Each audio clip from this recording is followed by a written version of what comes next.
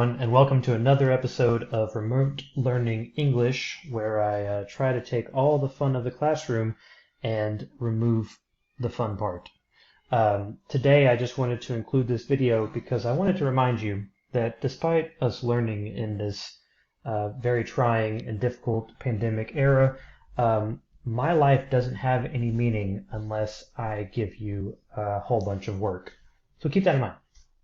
Now, moving on to our attendance criteria today, I asked for you to include a couple of feedback points for the CRIP process, and I just wanted to address a couple of them. So first off, some of you said that you didn't like it because it's not what you did last year. Personally, I don't like doing the same activity over and over again year after year, and so I wanted to shake it up a bit. Next, there are too many steps. Personally, whenever I was in high school English class back in the early 1000 BC, I was told very often that I was either a good or poor writer, and nobody really gave me a reason why or led me to understand how I could make myself better. And it wasn't until I actually went into college that I was giving a very real framework on how to improve myself as a writer, and then also how to write better essays. And so I know, yes, this does have more steps than, say, just writing a CER, but I want you to understand as you move into the future that you can have very specific criteria that you meet in order to write a good essay. And I do apologize that there are a lot of steps, and my attention span is short as well, so my apologies. Next, I hate school, English classes, humanity, and pineapple on pizza. Let me break this down just bit by bit. Hating school is, sure, whatever, floats your boat. Personally, as somebody who served as a senior English teacher for the past 4 years, I will say that my text message inbox is filled with your counterparts that have left school and are currently begging me to come back to its safety and solitude.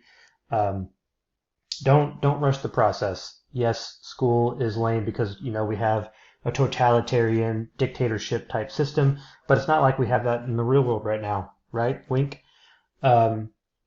English classes. I think that English classes, yes, we can be a little bit extra with all of the essay writing and reading that is very difficult, but in this course, I really aim for you to have some really relevant conversations. I'm going to try to give you the best possible text as I know how, and as well to make the writing relevant for your own lives. I may not always succeed, but I do welcome feedback in that respect as well, so please continue to criticize me in my life. Humanity. I can't help you too much with that. I will try, but we will see that humanity has both its high points and low points, but they also tend to move towards the low end. Pineapple and pizza, you're a fool. It has the perfect amount of sweetness and saltiness. Fight me on it. Next, I'm confused. What's the assignment? So as a teacher, I've always kind of been weary about the assignment part. I don't understand why people are just like, why students are just so eager to receive an assignment and then also a grade. I'm much more of the type that I would like to have a conversation, better myself, and also feel like I'm moving towards some end goal in this, life. But the assignments will come, I promise you.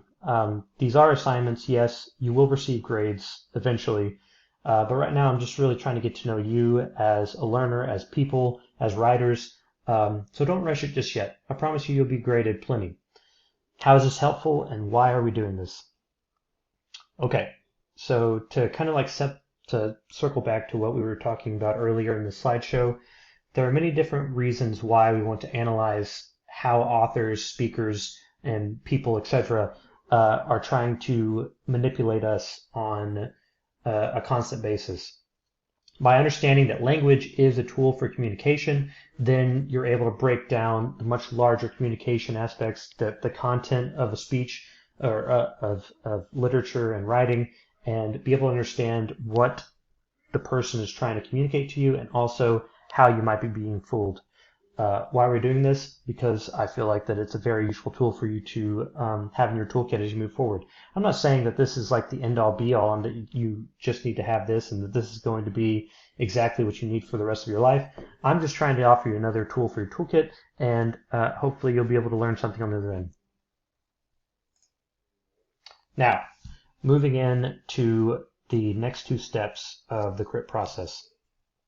So for step 4, your task is to now analyze. And the analysis part, shocker, is the most important part. Without this step, you will not have an argument.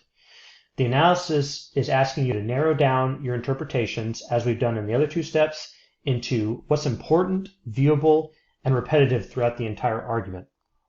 So you'll recall back in the earlier steps that we separated the language and the meaning. Now you want to make sure that you're choosing that context and that meaning in those language, the most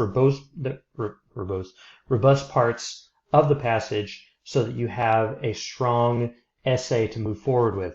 You don't want to choose something that is only present in one passage, because if you're moving into an essay, then you won't have very many things to talk about. Next, as we said before, you're going to want to think about how language, content, and meaning all merge. This is how you're going to get that sweet, sweet A on your essays coming up. So as an example, I want to break down the passage that we discussed yesterday. I have chosen to focus on the language attributes of the impartial narrator and the descriptive language. As you can see, I've labeled anything that I discussed as the narrator in green and descriptive language in baby blue. Next, you want to think about how this meaning or what kind of meaning is being drawn out of these ideas. So for me personally in this passage, I'm focusing on how, despite tragedies, and in this passage we're looking at where one aspect of civilization is sending its trash up in a rocket ship and then causing the destruction of another civilization. Despite those tragedies occurring, frequently, and we see this in our own lives, we don't really feel empathy or care about pain that others feel if they're not in our inner circle. So we can see this in many situations where, like, if I always like the Joker in The Dark Knight, where he says that it's all part of a plan. And he says that if I was to say one little mayor was to be murdered, everybody loses their mind, versus if I were to say a troop, a truck in Afghanistan was to blow up, nobody freaks, nobody cares, because it's all part of the plan. And this is the same situation I'm trying to target in this specific scenario. This is not going to be relevant for all of you, but I'm really just trying to use this as an example so that you can do your own analysis moving forward. And then last, the content. And I'm sorry that it's getting cut off. There we go. It is a little cut off, but now I hopefully fixed it. The content is going to be removed from or taken out of the passage itself. Next, after you've completed all the other steps, then you're going to be able to migrate all this information into your argument. And your argument is primarily where you're going to see that traditional CER essay type analysis. So for mine, I've written on the right hand side here, in the short story Misery Loves Company, Spurgeon uses a third-person objective narrator and impartial descriptive language to illustrate humanity's inability to care about tragedies that don't readily affect them. You'll notice that I've chosen, in this particular moment, 2 different techniques or uses of language in order to support my claim, which is that humans do not care about tragedies that don't affect them. Moving forward, in the story, the narrator describes a group of unnamed engineers launching a rocket strapped with garbage into space. The rocket eventually destroys an unnamed small blue planet, raining fire and brimstone upon its voiceless inhabitants. Going back to the previous slide, you'll see that I've marked the green area regarding the narrator, and then the blue regarding descriptive language. You'll also see that I embedded quotes. These are specific parts or particles from the text that are there to support my argument. It's important that you include these sections because if you're dealing with a reader of your essay that has not read your text, then they need to understand that what you are arguing is explicitly available in the text and is able to be backed up by what you're saying. If you think about a traditional CER, so far the yellow is my claim. These two are serving as my evidence. Through his use of a detached narrator and descriptive language, Spurgeon comments on the lack of accountability towards global warming during his time. And this is circling back into my reasoning, as well as kind of connecting all of them together into why this argument even matters in the first place. So in my short story, you may not readily think about global warming. You may not think about human unaccountability for actions, but those ideas are all present.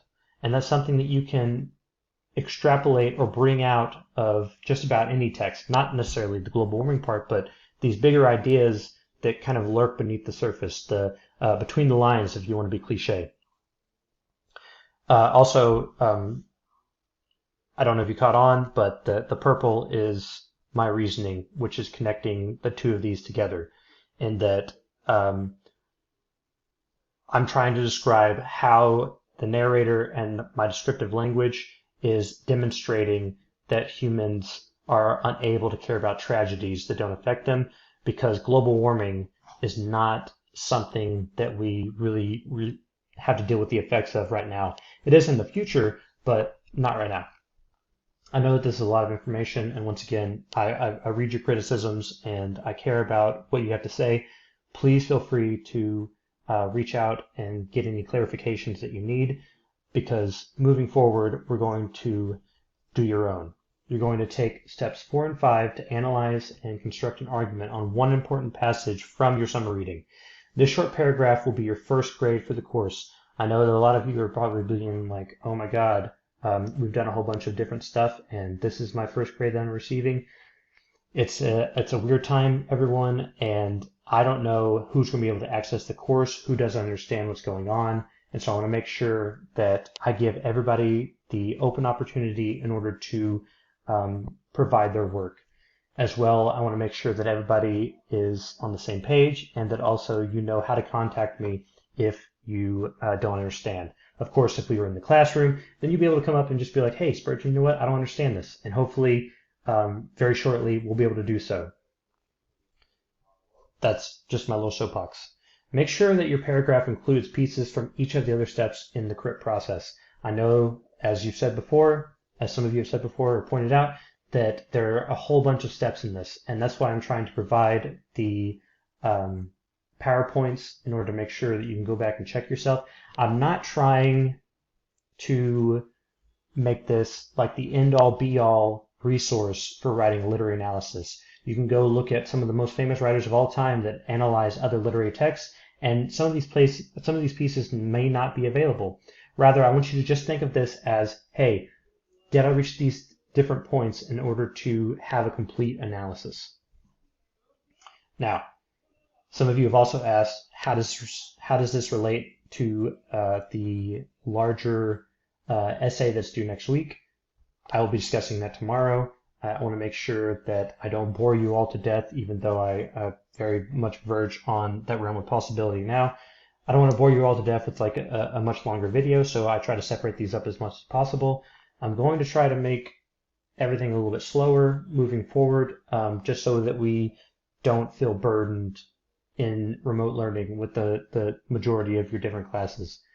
Once again, as always, please feel free to reach out to me if you don't understand. I know this is a lot of rambling, and I try my best in order to make sure that you have all the pieces of information that you require, but please do not feel like you cannot contact me, because I try to pride myself on not feeling like I am the end-all be-all source of information, and I want to make sure that we can kind of like talk this out and reach an agreement together. Once again, thank you for your attention. Peace.